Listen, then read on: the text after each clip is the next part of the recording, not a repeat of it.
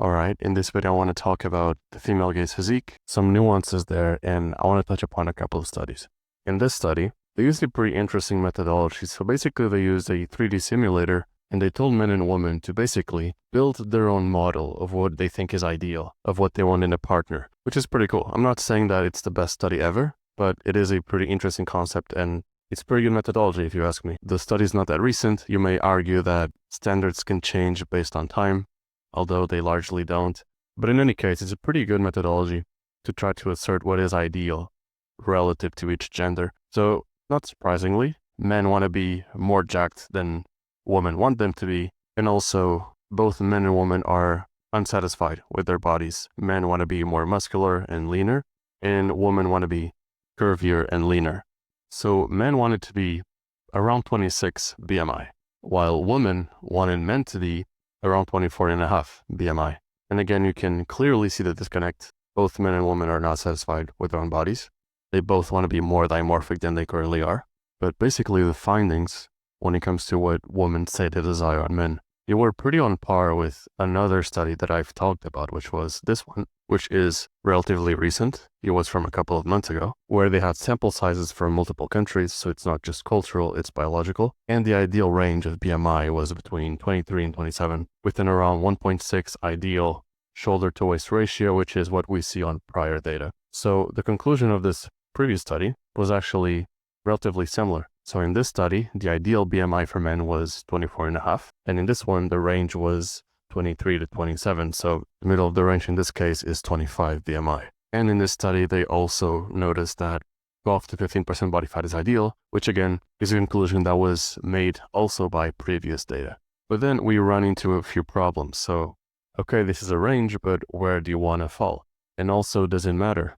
And there's also other problems. For example, when women want short-term mating, they're actually looking for higher dimorphic traits than, for example, if they're looking for long-term mating. So in a way, it depends on your goals and depends on what you want out of dating in the current moment. At least that's what some data shows. However, we also have this study where they used young women as well, around 21 years old. They accounted for multiple confounding variables, for example, height, body fat percentage, as well as strength. And yeah, in this study, they had hundreds of people as sample sizes, and the ages were pretty young on average. They were around 20 or 21, both men and women. The women were rating, the men were being rated. And I guess since it's 20 to 21, it's around peak attractiveness for a woman, at least according to OkCupid data. And yeah, the correlation was pretty strong. It was almost 1-to-1. So on one hand, you want to be in this range. On the other hand, based on previous data, you may want to be in the upper range of the ideal. But again, maybe that's not realistic for you. Maybe you don't want this to be your whole life, and maybe you just want to aim for 23 BMI. That's fine. And this is why I try to give realistic expectations on this channel. It's because there's a lot of people trying to impose their expectations on you, and then you might end up doing steroids for a physique that you may not need steroids for. So for example, the ideal FFMI when it comes to the female gaze is between 22 to 23. And the maximum FFMI when it comes to natty potential is 25. So the ideal FFMI for attractiveness from women is well within the natural limit. So for the vast majority of people, I don't think it makes any sense to take steroids, since the ideal for women is not even that close to the natty limit. But then again, I see the nuance. There's clear benefits from being stronger, even if it's a relatively wide range. So for example, being 26 BMI lean is probably better than being 23 BMI lean. And based on the evidence that we have, the peak is around 25 BMI. And this is for normal people. I assume that for women who like the gym, the peak may be even higher. But yeah, it's 25. It's realistic. You don't need to take steroids to achieve it. And the ideal when it comes to body fat percentage is between 12 to 15%. Although I would say 12% is better because your face is going to look better. And you're probably going to be a bit healthier as well. But at the same time, like I said, I want you to have realistic expectations. I don't want you to fall into the trap of extreme social comparison. For example, when I was addicted to Instagram and addicted to my smartphone, my feed was full of guys on steroids that were single-digit body fat. I don't really use social media anymore, but when I did, I used to be exposed to men on steroids all the time. And of course, it wasn't good for my mental health. I felt like I was skinny all the time. And right now I'm pretty happy with my physique. I don't really compare myself with extreme outliers.